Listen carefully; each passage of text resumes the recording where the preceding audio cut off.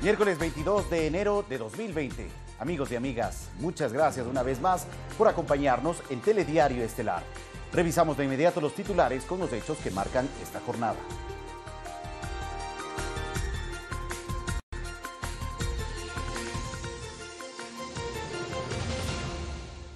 ...17 personas han fallecido hasta el momento a causa del coronavirus. La Organización Mundial de la Salud analiza decretar la emergencia internacional. En Ecuador se descarta la circulación de la enfermedad. Durante su visita a Davos, Suiza, el presidente Lenín Moreno mantuvo reuniones con autoridades de varios bancos internacionales, quienes ofrecieron su respaldo a los programas sociales que impulsa el gobierno nacional. La presidenta del Consejo Nacional Electoral, Diana Tamaín, se defiende ante la Comisión de Fiscalización de la Asamblea en el trámite de juicio político en su contra. Denunció que sus opositores utilizan el mismo proceso que se empleó en el caso de José Carlos Tuárez. Este jueves en Quito se desarrollará la sesión de clausura del Foro Global de Migración y Desarrollo. Varios acuerdos se lograron en el evento. Las repentinas lluvias registradas en la región andina generan estragos en varios lugares. En Quito una casa se derrumbó, mientras que en el centro del país 5 personas fallecieron a causa de un deslave. En los deportes, el argentino Germán Burgos, asistente del director técnico Diego Simeone, dejaría el Atlético de Madrid al final de la temporada.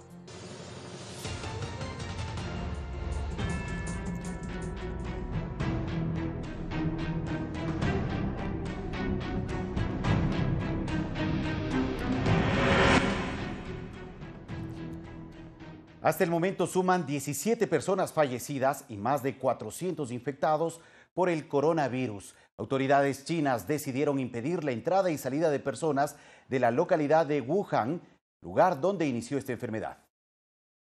En rueda de prensa, el gobierno chino informó sobre la evolución del coronavirus de Wuhan, el cual en los últimos días parece que rebasó el control de las autoridades. Las cifras más recientes incluyen 17 muertos y al menos 470 infectados, un significativo aumento con respecto a los 41 casos del pasado viernes. El ejecutivo maneja la hipótesis de que el virus, descubierto hace 2 semanas, haya mutado, lo que complicaría su tratamiento, y ante la posibilidad de que crezcan los casos, con los millones de desplazamientos que se producirán en los próximos días con motivo del Año Nuevo Chino, recomienda a los ciudadanos que eviten viajar a Wuhan y cerró la red de transporte público de esta urbe para impedir que 11 millones de ciudadanos salgan de esa localidad. Las redes de transporte público como metro, autobús, ferry y larga distancia se suspenderán a partir de las 10 de la mañana del jueves y el aeropuerto y las estaciones de tren estarán cerradas para las salidas, según informó la televisión estatal china. Al respecto, el Comité de Emergencias de la Organización Mundial de la Salud indicó que necesita más información para decidir si declara la emergencia internacional. Tras una larga reunión mantenida este miércoles en Ginebra, los expertos decidieron reanudar las deliberaciones el jueves.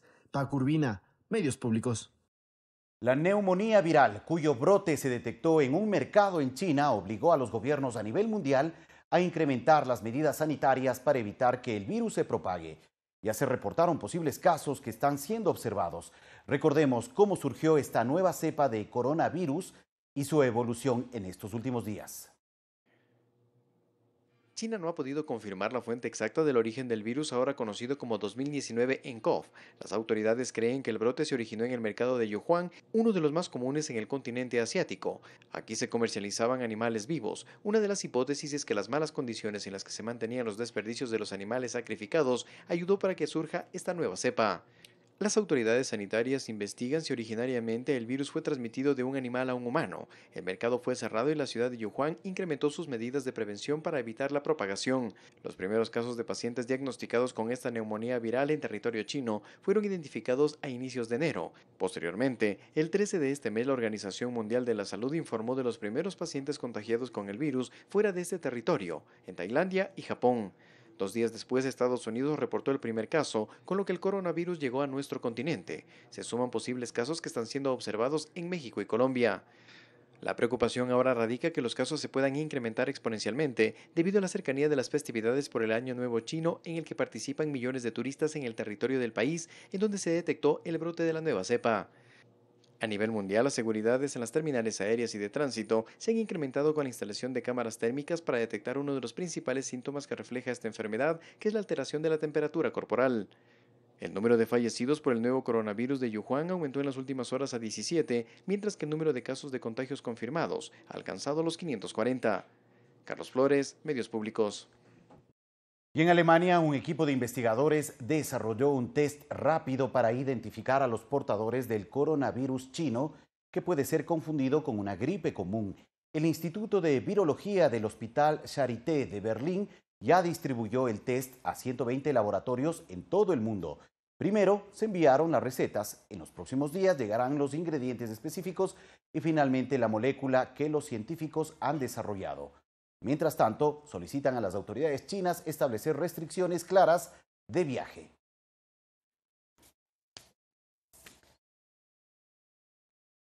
Y preste atención, mientras que autoridades sanitarias de Colombia, México y Brasil descartaron que existan casos del coronavirus como se había alertado. Si bien existen pacientes en observación, indicaron que no corresponden a esta enfermedad originada en China.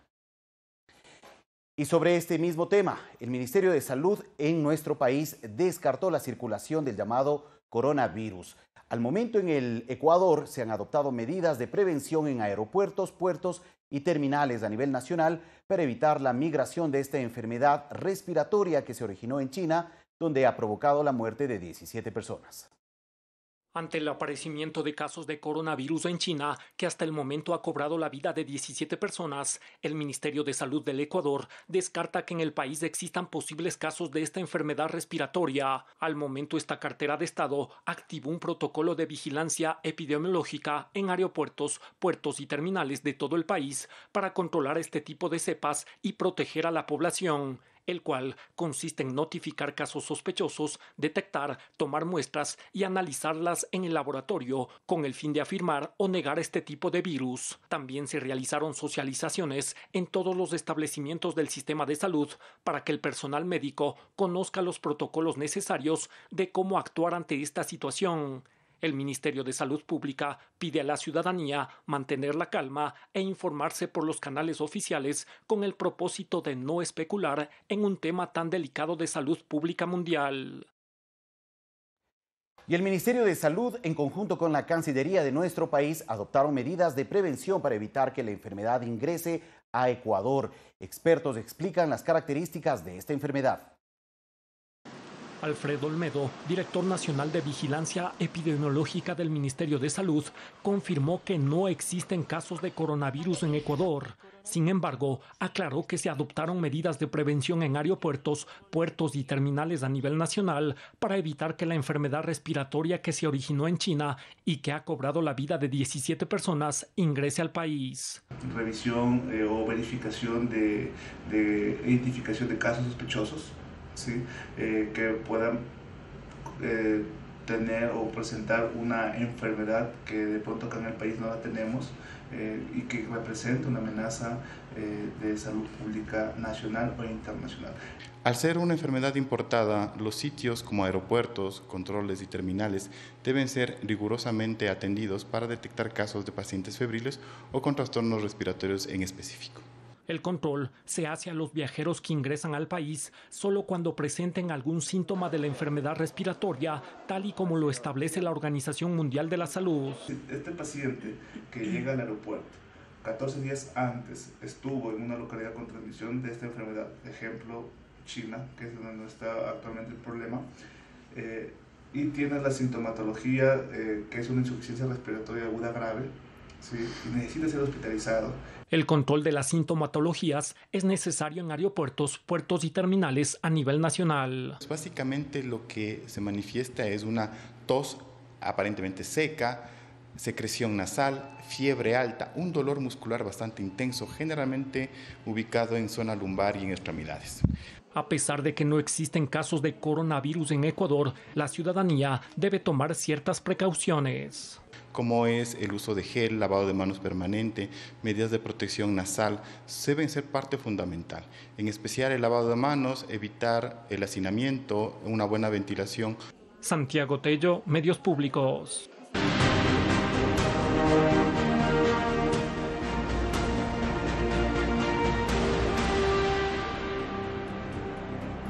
El El presidente Lenín Moreno mantuvo reuniones en Davos, Suiza, con el presidente del gobierno de España, Pedro Sánchez. En este marco, el gobierno nacional recibió el apoyo de varios organismos como el Fondo Monetario Internacional y el Banco Interamericano de Desarrollo para impulsar programas de asistencia social. El jefe de Estado ecuatoriano Lenín Moreno se reunió con Pedro Sánchez, presidente del gobierno de España, y el mandatario de Colombia, Iván Duque. Trataron temas de interés mutuo. Para el Ecuador, su presencia aquí es también para reforzar lo que es como país, como destino, y adicionalmente para seguir fortaleciendo la relación con otros países. Por eso celebro la reunión que voy a tener con el presidente Lenín Moreno. En el marco de su visita en Davos, Suiza, Moreno saludó con el presidente de la Organización para la Cooperación y Desarrollo Económicos, Ángel Gurría, y con Simonetta Sommaruga, presidenta de la Confederación Suiza. Se reconocieron los esfuerzos del país por mejorar el acceso a mercados como el estadounidense. Agradecemos por todo lo que ha hecho en el mercado para que sea más accesible y estamos buscando formar una relación más fuerte.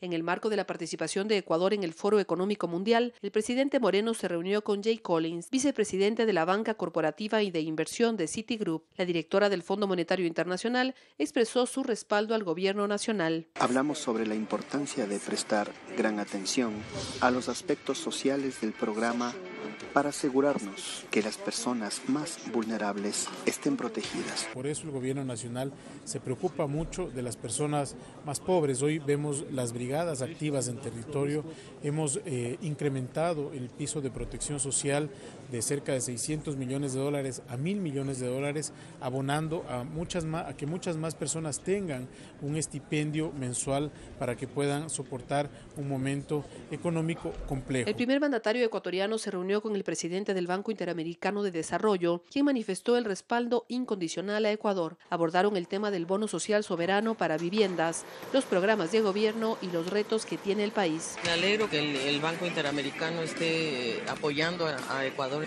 porque el detonar un apoyo en el tema de vivienda hace que se encadenen otros sectores, el sector de la construcción, los materiales, la vivienda en general se hace con mucha mano de obra. Posteriormente, el mandatario ecuatoriano participó en el diálogo diplomático, la crisis migratoria de Venezuela, un espacio dentro del Foro Económico Mundial donde intervienen varias autoridades gubernamentales de distintos países. Verónica Rivadeneira, Medios Públicos.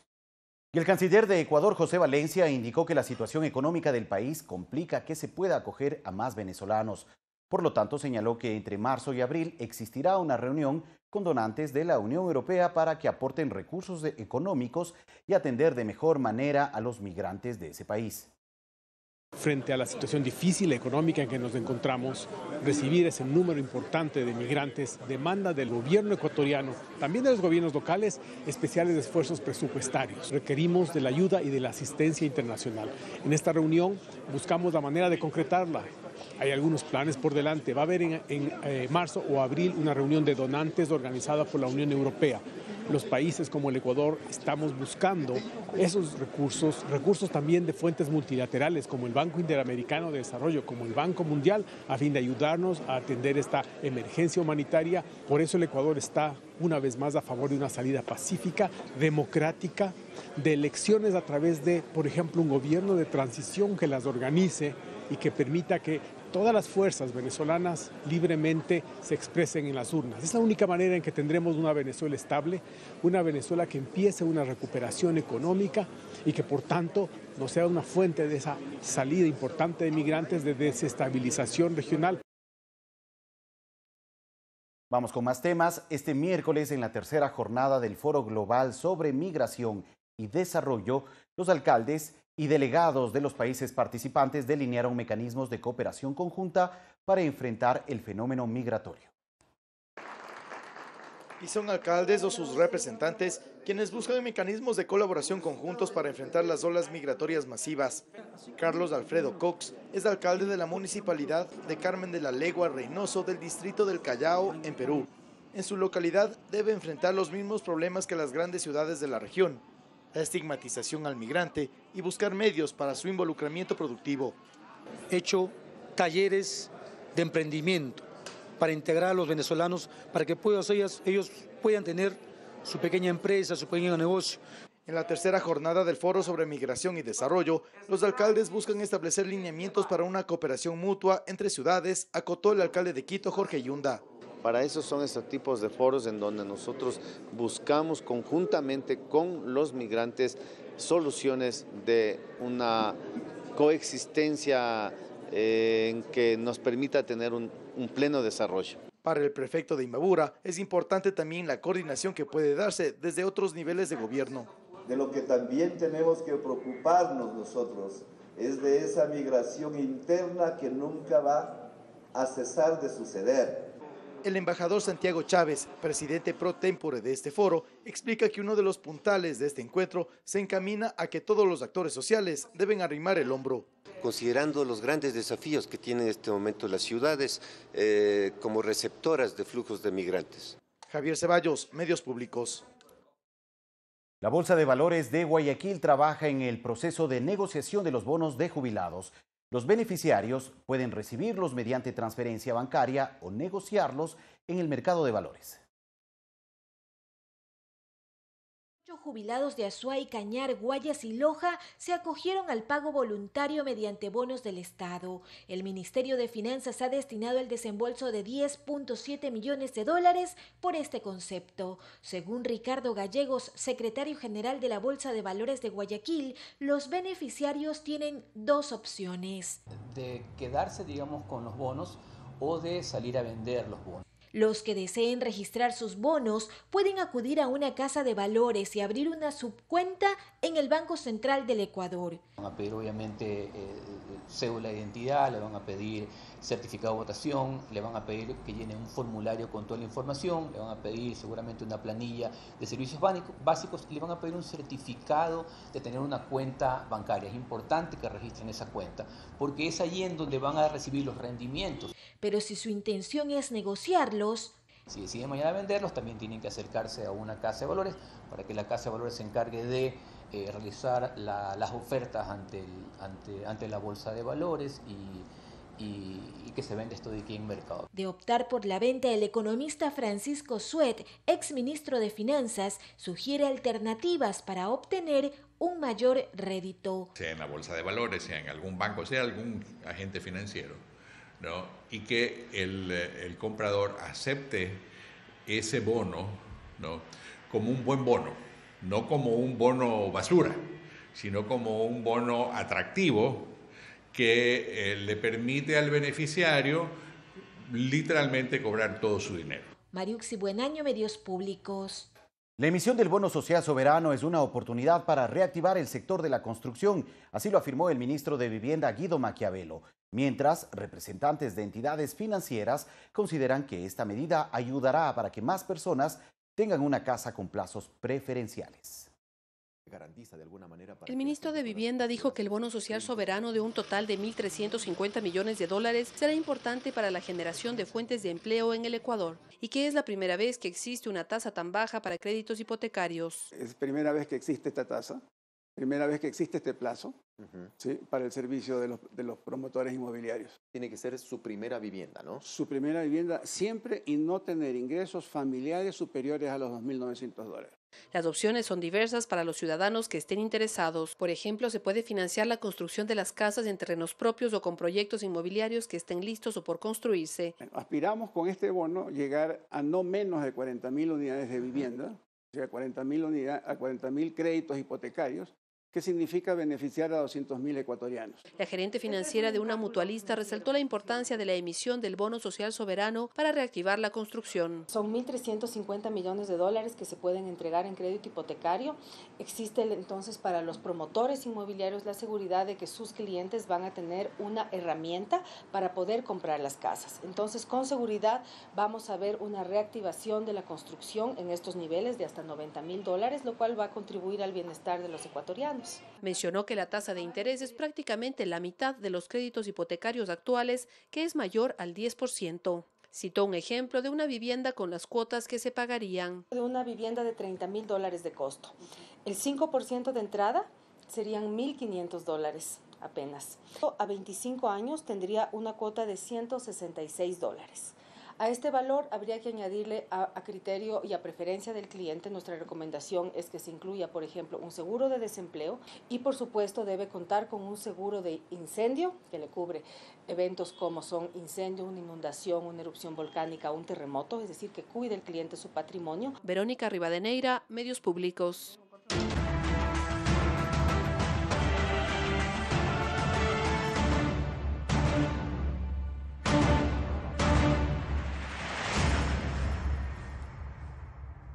Las protestas de octubre del año anterior dejaron pérdidas por más de $2 millones a la capital. Esto solo en daños al patrimonio, según el informe del Banco Central del Ecuador.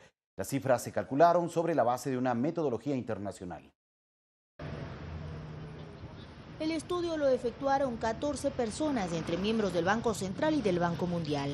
Tras analizar los efectos derivados del paro nacional de octubre de 2019, se estimó que el monto total en perjuicio para el país ascendió a $821 millones. De esta cifra, solo en daños se establece $120 millones.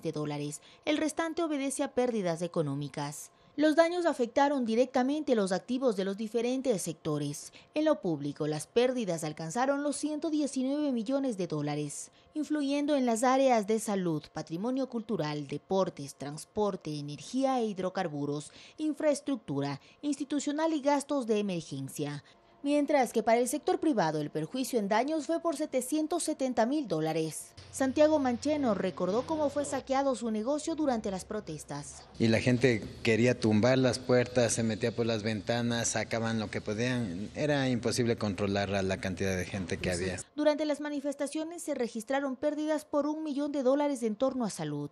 Básicamente responden a daños en 45 ambulancias, tanto del Ministerio de Salud, de la Cruz Roja y del IES. Otro de los subsectores en los que fue visible el perjuicio fue el del patrimonio cultural y deportes, específicamente en la ciudad de Quito y en algunos edificios patrimoniales, cuyo monto en daños y pérdidas asciende a $2,5 millones. Rompieron vidrios, dañaron veredas, estaba totalmente lleno de piedras, palos, hasta sacaron los sifones de ahí de los sumideros de ahí, del agua. Cifras que develan la afectación de las protestas a 3 meses de ocurridas. Olga Velasco, Medios Públicos. Los últimos informes remitidos por la Comisión Interamericana de Derechos Humanos resultan ambiguos, así lo detalló el doctor Juan Pablo Albán, exfuncionario de la Secretaría Ejecutiva de dicha comisión. Un exministro de Gobierno también se refirió al informe de la CIDH.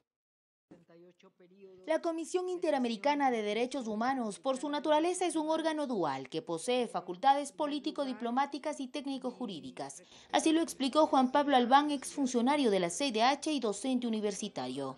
A su criterio, este organismo tiene un cierto nivel de contaminación política. Sin embargo, aclaró que no considera que eso comprometa los informes que emite.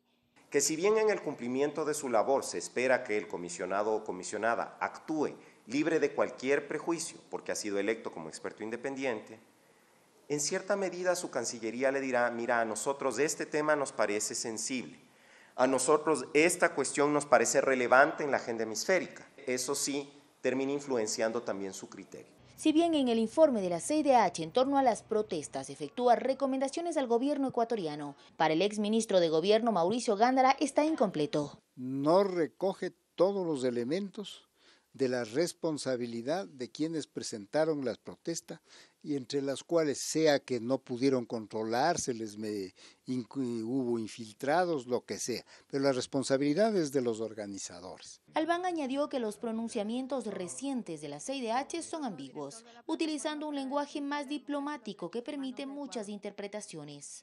Últimamente sí hacen mucho cálculo político de cuál va a ser la repercusión del pronunciamiento que emitan. Y eso es bueno porque no se quiere disgustar a los estados, pero también es malo porque disminuye un poco la calidad técnica de lo que hacen. Mientras Gándara tiene una hipótesis, indicó la posibilidad de un lobby por parte de un exfuncionario que llegó a la Corte Interamericana de Derechos Humanos con el apoyo del expresidente Rafael Correa.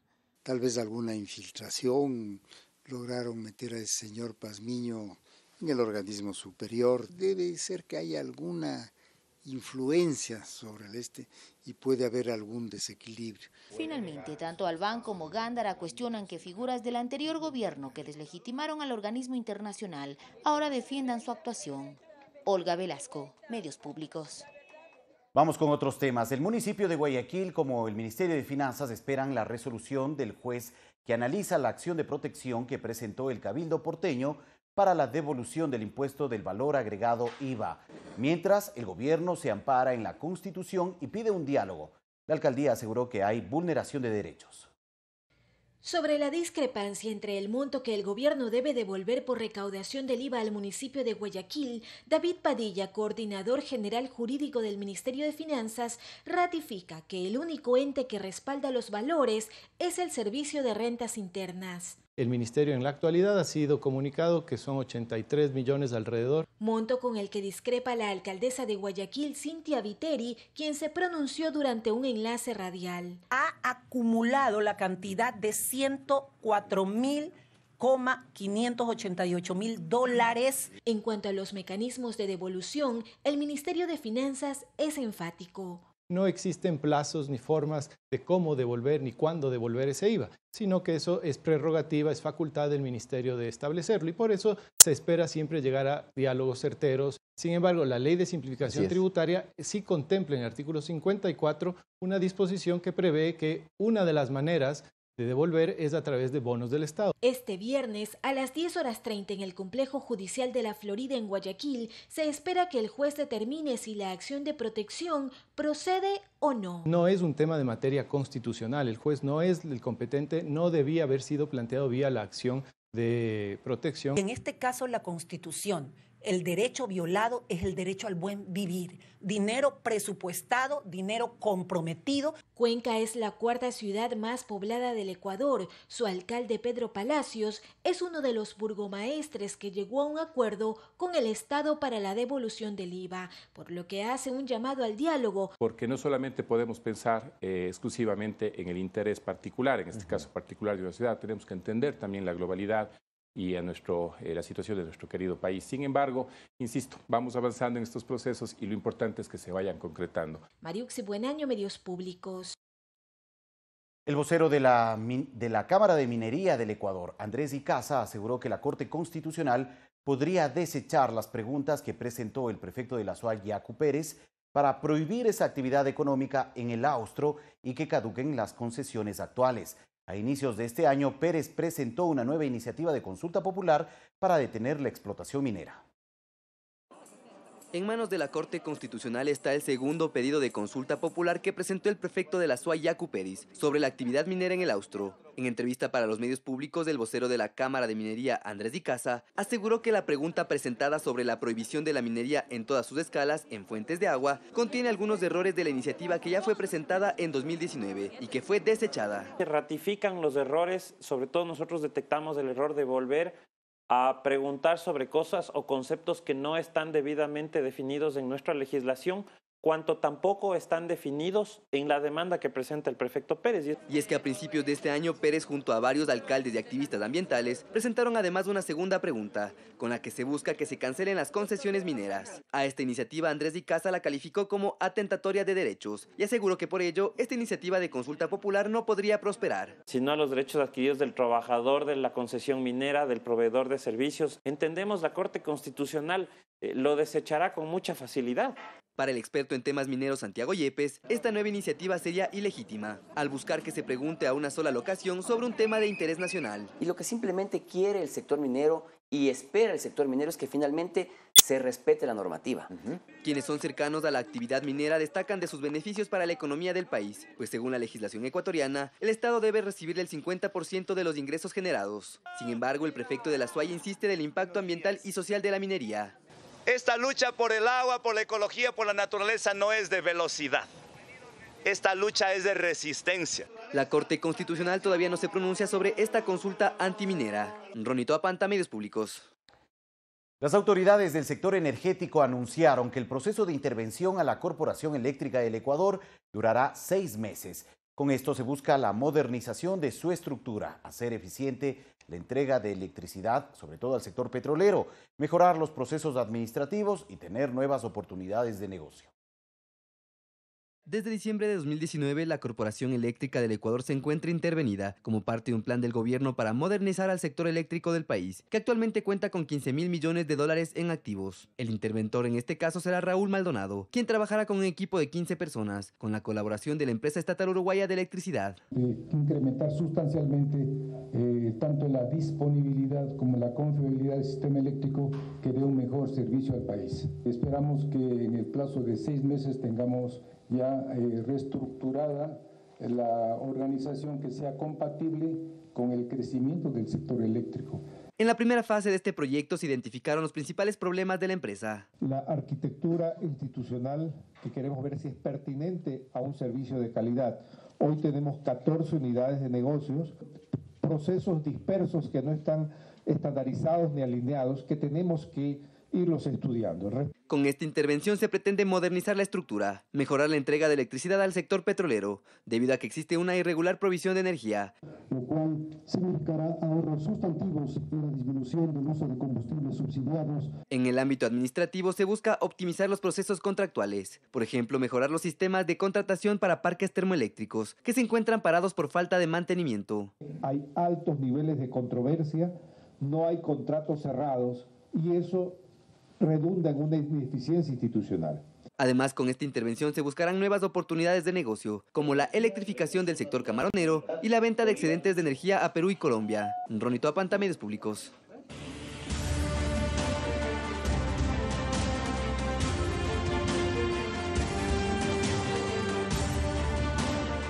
Al conmemorarse 25 años de la guerra del Cenepa, uno de los héroes de la gesta relató lo que vivió en la línea de fuego.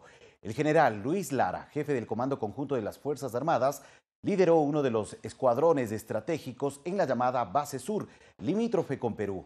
Aseguró que el apoyo de los ecuatorianos fue uno de los pilares para ganar el conflicto, que marcó un antes y un después en la historia de nuestro país. Estas fotos son parte de los recuerdos del general Luis Lara. Estuvo en la zona de combate en la cordillera del Cóndor. Ecuador y Perú se enfrentaron por 78 kilómetros no delimitados. El 15 de enero de 1995 ingresó vía aérea a la frontera para asumir el mando del tercer escuadrón de Base Sur. Base Sur era uno de los puntos estratégicos en la frontera. El ejército peruano incursionó varias veces para tratar de ingresar hasta Tihuinza. Era un corredor logístico. Teníamos nosotros como misión de mantenerle libre para que puedan llegar los abastecimientos de alimentación, munición, que iban hacia el sector de la Ye, Cueva de los Tallos, y también se abastecía a Tihuinza. Lara, quien fue designado como jefe del Comando Conjunto de las Fuerzas Armadas hace 3 meses, recuerda paso a paso las operaciones militares en la zona. El enemigo atacaba por todos los frentes, nosotros repelíamos, les hacíamos retroceder y ellos con mayor intensidad nuevamente intentaban. Los más fuertes ocurrieron entre el 1 y 3 de febrero. Su escuadrón, formado por 60 soldados, no retrocedió y repelió la ofensiva peruana. Conocían mejor la zona de combate. La participación de la aviación del ejército, así como de la Fuerza Aérea, fue determinante para poder tener el éxito correspondiente. El general Lara es uno de los 103 soldados que recibieron la condecoración de la Cruz de Guerra.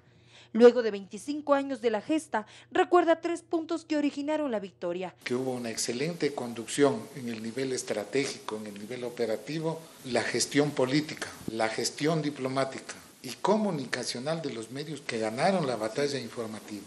Pero asegura que fue la unidad de los ecuatorianos la que fortaleció la consigna dada por el presidente Sixto Durán Ballén de ni un paso atrás. No hay un mayor honor para un soldado que el tener la oportunidad de ofrendar su vida por su patria y su bandera. Esa oportunidad la tuve yo. ¡Viva, viva mi patria en Ecuador! Valeria Villarroel, Medios Públicos. La presidenta del Consejo Nacional Electoral, Diana Tamaín, presentó las pruebas de descargo dentro del proceso de juicio político que se sigue en su contra en la Asamblea Nacional. La titular de la función electoral afirmó que no se han respetado forma ni fondo en el proceso que se sigue. comparecencia extensa en la Comisión de Fiscalización. La presidenta del Consejo Nacional Electoral, Diana Tamaín, era la convocada y no dejó ningún detalle suelto. Su entrada mismo contó con una calle de honor conformada por indígenas. Ya en la mesa, sus respuestas fueron directamente enviadas hacia sus interpelantes. Sin ninguna prueba, intentan perjudicar una gestión eminentemente técnica y transparente. La titular del organismo electoral asegura que justamente por esos intereses no se han respetado ni las formas, motivo por el cual la documentación con la cual se le quiere enjuiciar en el Pleno de la Asamblea es una copia de un proceso anterior, aquella que terminó censurando a los consejeros de Participación Ciudadana. En esta actitud, obviamente, que ha hecho eco el vicepresidente del Consejo Nacional Electoral, Enrique Pita, delegado de Creo, que habría que preguntar qué intereses está detrás de estas actitudes. No obstante, quienes cuestionan la actuación de Atamaín, los asambleístas de Creo, Fernando Flores y Yanine Cruz, insisten en que ella ha irrespetado funciones, por ejemplo en el caso Yasunidos, y también en las irregularidades de los comicios en la provincia de Los Ríos. Y quiero recordar que yo fui una de las proponentes del juicio político al señor Cura Tuárez, hoy censurado por la veracidad de las pruebas presentadas. La situación del exdirector de procesos electorales, Luis Loyo, acusado por tráfico de influencias, también fue comentada por Atamaín. ¿En qué momento y en qué horario el señor Loyo se daba tiempo para ese tráfico de influencias? ¿Dentro de la institución? ¿Fuera de la institución? Y de esa manera mirar la posibilidad que si también el Consejo Nacional Electoral está dentro de las irregularidades cometidas por el señor Loyo. La Comisión de Fiscalización tiene hasta el 27 de enero para presentar su informe. Incluso a esa fecha hay una posibilidad de prórroga. Alex Llanos, Medios Públicos. Retornar a la vacancia judicial, implementar un sistema de evaluación a los jueces de la Corte Nacional y contemplar el mecanismo de la segunda instancia en los casos de carácter administrativo y tributario son algunas de las reformas que se proponen a la Ley Orgánica de la Función Judicial. Durante esta jornada compareció la presidenta de la Corte Nacional de Justicia, Paulina Aguirre. El proceso de evaluación a los funcionarios judiciales se puso en discusión. Todos coinciden en que se lo debe hacer, porque se promueve la carrera judicial. Pero las diferencias se presentan en cuanto a los jueces y con jueces de la Corte Nacional, quienes asumen sus cargos luego de un concurso de méritos y oposición. No por ello quiere decir que los jueces no respondamos penal y civilmente por nuestras actuaciones judiciales. Y por supuesto, de lo que usted me acaba de preguntar, el Consejo de la Judicatura tiene la facultad disciplinaria para iniciar expedientes administrativos como a cualquier otro funcionario o servidor judicial. Asimismo, la Corte Constitucional revisa la motivación de los fallos cuando se interponen los recursos, las acciones extraordinarias. De modo que, al igual que otros funcionarios, estamos sujetos también a revisión de nuestros procesos. La excesiva carga laboral por causas pendientes provoca que las audiencias sean agendadas luego de 8 meses en promedio, de tal manera que la incorporación de la segunda instancia en casos tributarios y administrativos es parte del análisis. Lo que se busca es que dentro de la estructura administrativa que hay ahora, sin incrementar personal, se pueda haber una segunda instancia para que los ciudadanos accedan de forma rápida ya a cerrar su discusión o a rever su discusión sin tener que acceder a la Corte Nacional de Justicia, que muchas veces se utiliza como incidente. Pasa principalmente por los recursos y por la asignación de jueces y el número de jueces necesarios como establece la Constitución. Tendrá el Consejo de la Judicatura que resolver este tema, porque no se puede alegar que faltan recursos para nombrarse los jueces suficientes cuando ellos están resolviendo sobre derechos de todos y de todas. El Consejo de la Judicatura puede nombrar tantos con jueces sean necesarios, pero con jueces.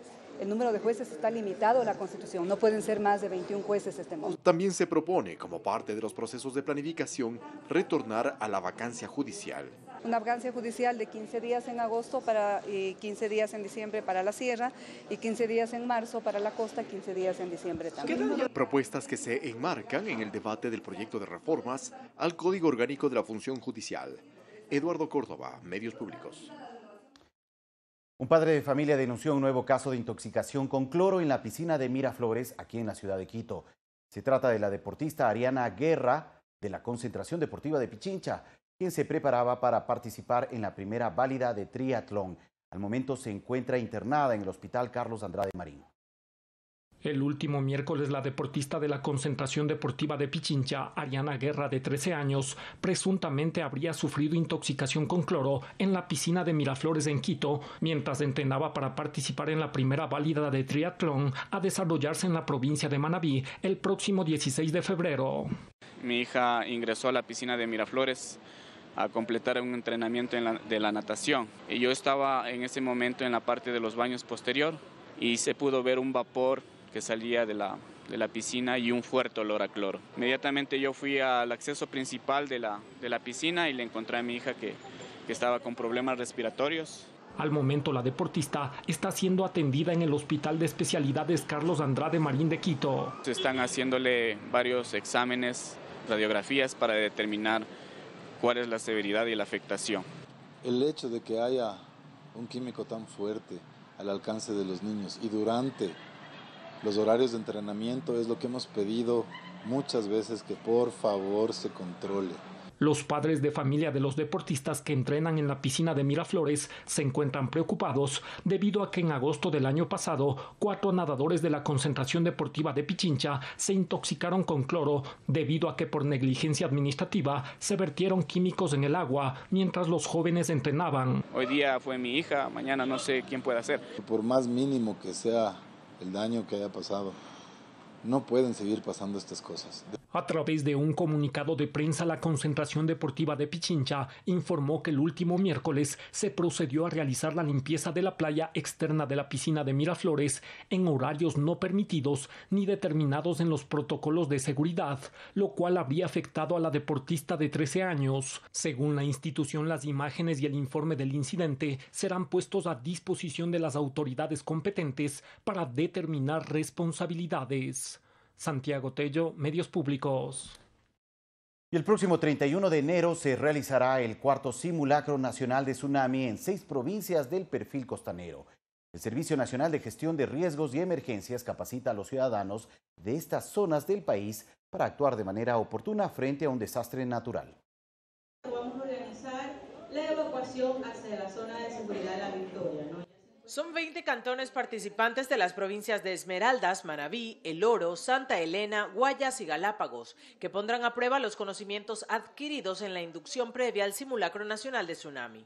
En el cantón Playas, por ejemplo, los ciudadanos conocen las rutas de evacuación y cómo acceder a lugares seguros. El ejercicio de cuánto tiempo le lleva llegar hasta el punto de encuentro seguro. En este momento estamos aquí, uno de los puntos de encuentro, que es el Mirador, aquí en Playas, donde las personas que han sido parte de la capacitación y que el día del ejercicio van a participar, van a poder llegar hasta este espacio justamente donde van a precautelar sus vidas. El trabajo es coordinado desde el Servicio Nacional de Gestión de Riesgos con los diferentes gobiernos autónomos descentralizados. Más allá de 100 personas, entre las cuales hay líderes barriales y presidentes e integrantes de asociaciones locales, que las cuales también están comprometidas con la única finalidad de tener información de primera mano y saber cómo reaccionar en caso de algún tipo de desastre natural. Ciudadanos capacitados destacan la importancia de contar con acciones de prevención y respuesta que son replicadas en las diferentes comunidades.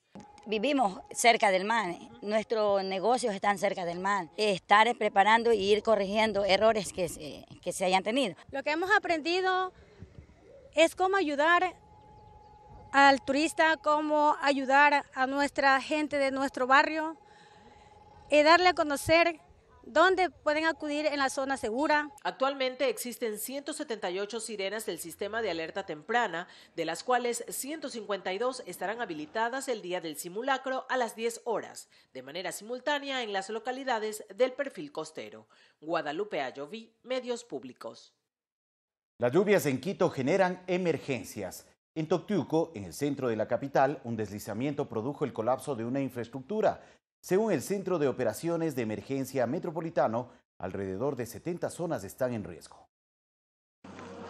Una vivienda deshabitada al borde de una quebrada en Toctiuco, barrio del centro de Quito, colapsó la tarde del 21 de enero tras el deslizamiento de tierra por las fuertes lluvias en la capital. Justo estaba yo ahí al lado de la ventana y se sonó duro porque estaba lloviendo. Sonó duro y salimos a ver y ha sido que se ha ido toda una gran parte de la quebrada, de la calle, digamos, se ha ido. Como usted ve, es un deslizamiento por sobrecarga del talud, el cual afectó a la estructura de la casa. Por suerte, esto es un predio de alto riesgo no mitigable, lo cual nosotros ya expropiamos anteriormente, entonces la ventaja es que no hay desgracias humanas. Maquinaria pesada llegó la mañana de este miércoles para la remoción de escombros. MAPS está haciendo la evaluación del alcantarillado, ya tenemos la maquinaria con la cual vamos a quitar los pesos del talud para que no haya más deslizamientos.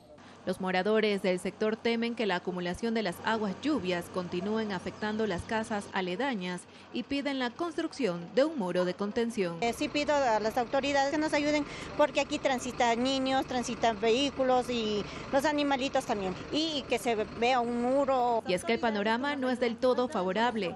Según el INAMI, se prevé que al menos esta semana las lluvias continúen en Quito. Las lluvias que es probable que se presenten para los siguientes días, puede que tengan mayor intensidad, al menos en Quito, en la zona sur de Quito y en la zona de Valles, ¿sí? Sangolquí, Tumbaco. Ante esto se realizan inspecciones debido a que solo en el distrito metropolitano de Quito existen al menos 70 zonas que estarían en riesgos de más deslizamientos. Tenemos entendido que en Alma Lojana hay un deslizamiento de un talud. La prevención comienza también con la ciudadanía. Tenemos escombros que han venido a dejar, por eso se le pide siempre a la comunidad que cuando vea este tipo de acciones coge y denuncia al 911 directamente. Jennifer Espinosa, Medios Públicos.